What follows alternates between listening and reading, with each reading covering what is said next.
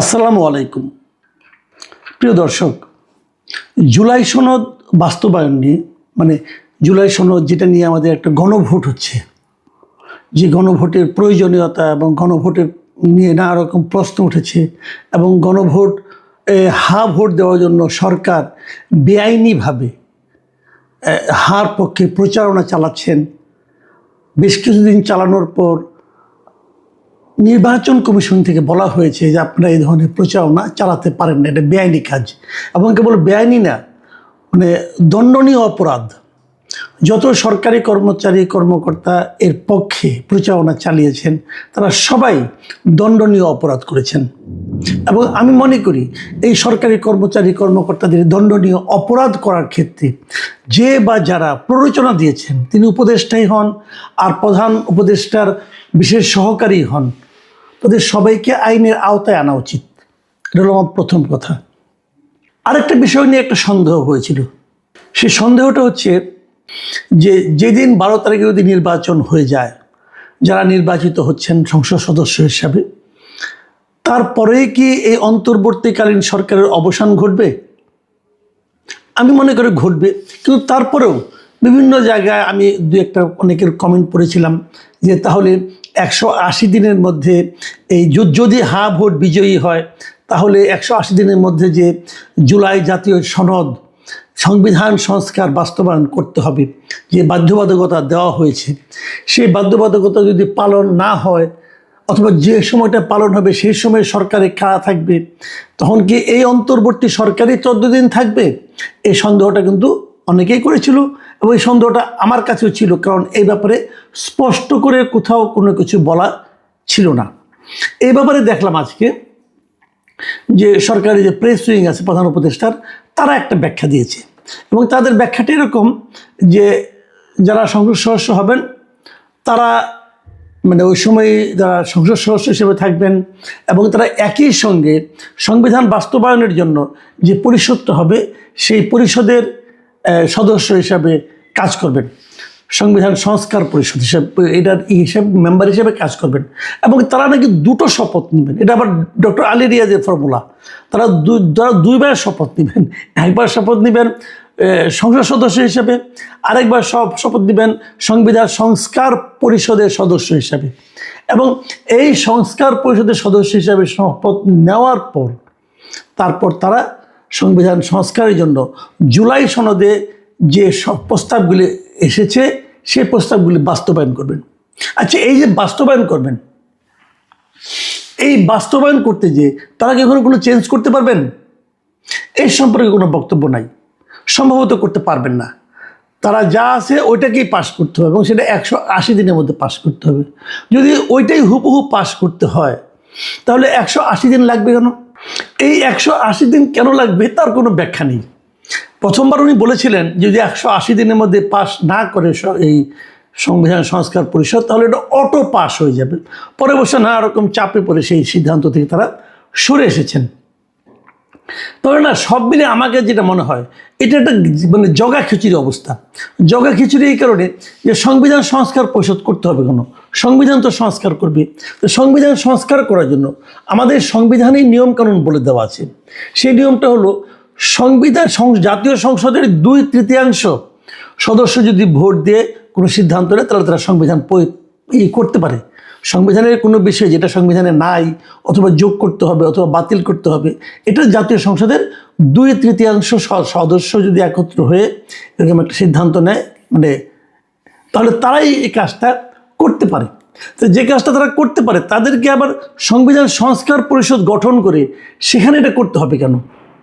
এটার কোনো ব্যাখ্যা কিন্তু আমি কোথাও পাইনি পর্যন্ত, কিন্তু আলী রিয়াজ সাহেব মনে করেছেন এটা থাকা দরকার, অতএব এটা রয়েছে।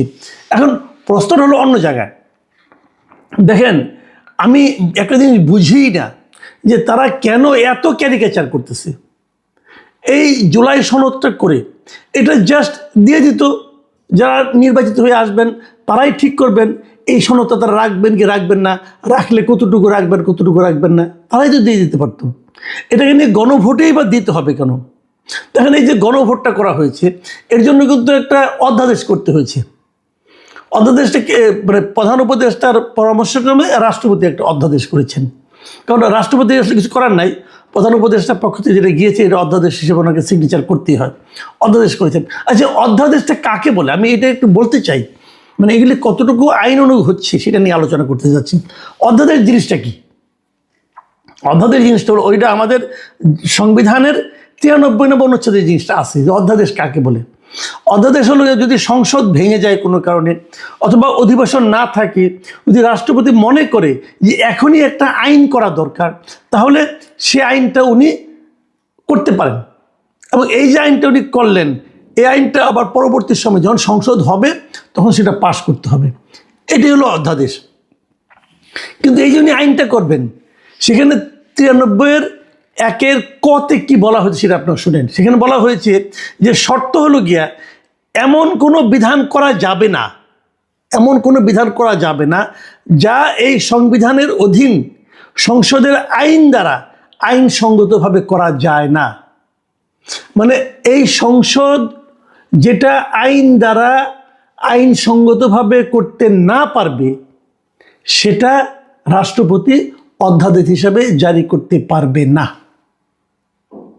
এখন প্রশ্ন হলো, সংবিধানের মধ্যে আপনার জাতীয় সংসদ সদস্যদের যে ক্ষমতা দেওয়া হয়েছে সেই ক্ষমতা অনুযায়ী জাতীয় সংসদ সদস্যরা আইন হিসাবে গণভোটকে কি অন্তর্ভুক্ত করতে পারবে? পারবে না। গণভোটকে অন্তর্ভুক্ত করতে হলে আপনাকে সংবিধান সংশোধন করতে হবে, সেটা তো অন্য হিসাব। কিন্তু এটা তো তারা সংবিধানের আইন হিসেবে প্রণয়ন করতে হবে। আইন হিসেবে কোনো কিছু প্রণয়ন করতে হলে সিম্পল মেজরিটি হলেই চলে। সিম্পল মেজরিটি দিয়ে কি আপনি গণভোটের নিয়মটাকে চালু করতে পারবেন? পারবেন না। কারণ গণভোট তো একটা সাংবিধানিক সিদ্ধান্ত, এটা সংবিধানে নাই। কাজে গণভোট করতে হবে এই আদেশ জারির এখতিয়ারই রাষ্ট্রপতির নাই। রাষ্ট্রপতি গণভোটের আদেশ দিতেই পারেন না, কিন্তু তাকে যে দেওয়ানো হয়েছে গাইড জোট, জাস্ট গাইড জোট। এখানে গাইড জোট ছাড়া আমি আর কিছু দেখি না। এবং পৃথিবীর কোথাও এভাবে গণভোট হয় না। গণভোট যেটা হয়, যে সিদ্ধান্তের উপর হয়, এটা আগে সংসদে পাস হয়, তারপরে সেটা নিয়ে তারা জনগণের কাছে যায়। কিন্তু এরা আগে জনগণের কাছে যাচ্ছে, যে একটা তাদের কাছে উদ্ভট প্রশ্ন রাখতেছে, 4টা প্রশ্নের একটা প্যাকেজ রাখতেছে, সেই প্যাকেজে হ্যাঁ না বলতে হবে। এবং সেটা হ্যাঁ বলানোর জন্য বেআইনিভাবে দণ্ডনীয় প্রক্রিয়ায় তারা সরকারি কর্মকর্তাদের এনগেজ করেছে। এনগেজ করে ওখান থেকে হ্যাঁ হবে, যদি হ্যাঁ হয় তাহলে আবার একটা সংবিধান সংস্কার পরিষদ করবে, সেই পরিষদ আবার নতুন করে শপথ নিবে, নিয়ে এরকম কাজ করবে। মানে একটা পাগলামির একটা সীমা থাকা দরকার আছে। সেই সীমাহীন পাগলামি মিস্টার আলী রিয়াজ এবং তার গং এই সরকারের উপরে চাপিয়ে দিচ্ছে, নতুন সরকারের উপরে, আপকামিং সরকারের উপরে চাপিয়ে দিচ্ছে। মানবে তারা? যখন নির্বাচন, আমি একটা জিনিস খেলে বলি, যখন নির্বাচনটা হয়ে যাবে তখন নতুন যে সরকারটা আসবে তারা এই সমস্ত মানে মামার বাড়ির আবদার মানবে? যদি না মানে তারা তো বলবে আমরা জনগণের ম্যান্ডেট নিয়ে আসছি, আপনাদের কথা মানবো কেন? মানলাম না। সংস্কার, হ্যাঁ আমরা আমাদের মতো করে সংস্কার করব, আপনাদের সংস্কার আমি করবো কেন? আপনাদের এই সংস্কারতে আমাদের অনেক নোট অফ ডিসেন্ট দেওয়া আছে, কেন করব? আর যদি না ভোট বিজয়ী হয় তাহলে কি হবে ভাই? তাহলে তো আমও গেল, সালাও গেল। এই যে সংস্কার জুলাই সনদ যেটা আছে, এর মধ্যে কি ভালো ভালো কিছু জিনিসপত্র আছে না? আছে, কিন্তু আমার নিজেরও অনেক পছন্দের জিনিসপত্র আছে। তো এটা যদি আপনারা এত জোর জবরদস্তি করে চাপিয়ে না দিয়ে এই জুলাই সনদ যেটা পাশ করেছেন, এই জিনিসটাই নতুন সরকারের হাতে তুলে দিতেন, তাহলে নতুন সরকার ঠিক করতো তারা কোনটা মানবে, কোনটা মানবে না। এবং সেই সরকার কেবল না, এবং ওখানে বিরোধী দলের যারা মেম্বার আছেন সবাই মিলে যেগুলি মানার মতো হতো, সংসদে আলোচনা হওয়ার পর যেটা মানার মতো হতো সেগুলি তারা বাস্তবায়ন করতো, কোনো প্রবলেম তো ছিল না। কিন্তু তা না, আপনারা গর্তমি করছেন, আপনাদেরটাই করতে হবে। আপনারা কে ভাই? আপনারা কে? আপনারা কি এই দেশের প্রতিনিধি? তাও তো না। আলী রিয়াজ সাহেব কে? উনি আমেরিকার একজন নাগরিক। উনি আমাদের শেখাচ্ছেন গণতন্ত্র কীভাবে করতে হবে, উনি আমাদের শেখাচ্ছেন সংবিধান কী হবে। ওনার কথা মতো আমাদের সংবিধান হবে? ডক্টর ইউনূস তাকে পছন্দ করেন, ওনাকে নিয়ে আসছেন, ওনাকে দিয়ে এই সমস্ত আওলা ঝাওলা কাজ করাচ্ছেন। বাট আমাদের দেশের মানুষ কি চায়? আমাদের দেশের মানুষের সঙ্গে ওদের কোনো যোগাযোগ আছে? আমাদের দেশের মানুষকে তারা তো মনে করে যে আমরা হলাম জালিয়াতির এক একজন শিল্পী, আমরা জালিয়াতির কারখানায় বসে আছি। ওনারা তো এগুলো বলেন, ওপেন বলেন। মানে এদেশের মানুষকে আপনারা আর কত অপমান করবেন, এদেশের মানুষকে আপনারা আর কত মূর্খ মনে করবেন, এবং এদেশের মানুষ যাদেরকে নির্বাচিত করে পাঠায় ভোট দিয়ে, তাদেরকে আপনারা আর কত অবমূল্যায়ন করবেন। যাদেরকে জনপ্রতিনিধি হিসেবে মানুষ ভোট দিয়ে পাঠাবে, তাদের প্রজ্ঞা, তাদের চিন্তা ভাবনা, এগুলিকে আপনারা মানে কোনো গুরুত্বই দিচ্ছেন না। তারা কি এরকম জিনিস ভাবতে পারবে না, করতে পারবে না? এটা হয় না, এটা হয় না। এভাবে আপনারা যে কাজটা করতে চাচ্ছেন সেটা আসলে এক ধরনের স্বৈরাচারী মনোভাব বলে আমার কাছে মনে হয়। এবং আমি নিশ্চিত, আমি আপনাদেরকে প্রিয় দর্শক আপনারা মাথায় রাখবেন, খুব বেশি দিন তো নাই, আর মাত্র 13 দিন আছে নির্বাচনের। আপনি দেখেন নির্বাচনের পরে কি হয়। নির্বাচনের আগের জিনিস আমার ধারণা আলী রিয়াজ সাহেব দেশ ত্যাগ করবেন, আমার ধারণা। আমি জানি না উনি কী করবেন। উনি ওনার যারা সহকারী টহকারী আছেন, মনির হায়দার, এরা যারা আছেন, আপনি নিশ্চিত থাকেন এই মাঝারি মানে বুদ্ধিজীবীগুলো আগেই দেশ ত্যাগ করবেন। এবং তারপরে কি হয়, যেগুলো আমি বললাম আপনারা মিলাই নিন। ভাই, এই দেশে আমরা বাস করি, এই দেশের মানুষের পালসটা আমরা বুঝি, আপনারা বুঝবেন না।